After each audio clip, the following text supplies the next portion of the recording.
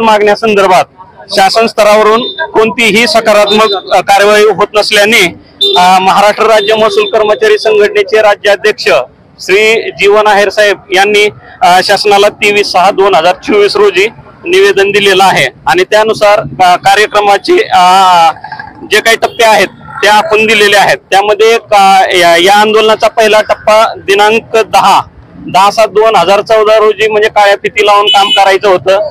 नंतर 12 तारखे रोजी जेवणाच्या सुट्टीमध्ये गेटवरती निदर्शने करायचे आहेत आणि 12 तारखेपासून लेखनी बंद आंदोलन करायचं आहे।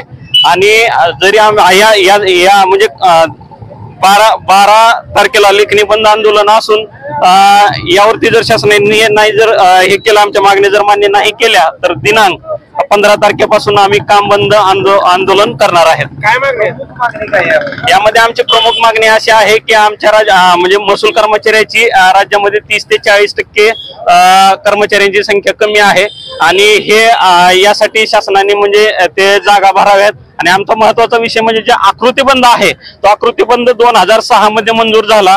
2006 नंतर आकृतीबंध 2016 मध्ये मंजूर होणं अपेक्षित होतं, परंतु आज 2024 आहे, अद्यापपर्यंत ही आकृतीबंध मंजूर झालेला नाही।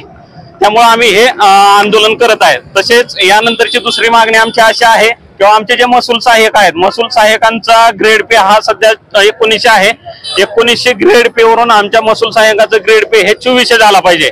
तसेच नायब तहसीलदार हे राजपत्रित अधिकारी असून त्यांना मानधन हे वर्ग 3 कर्मचाऱ्याप्रमाणेच मिळतं, म्हणजे त्यांचा सध्याचा ग्रेड पे हा 4300 आहे आणि तो ग्रेड पे हा 4800 करावा। अशा विविध मागण्यासाठी महसूल कर्मचारी संघटना या आंदोलनामध्ये सहभागी झालेली आहे।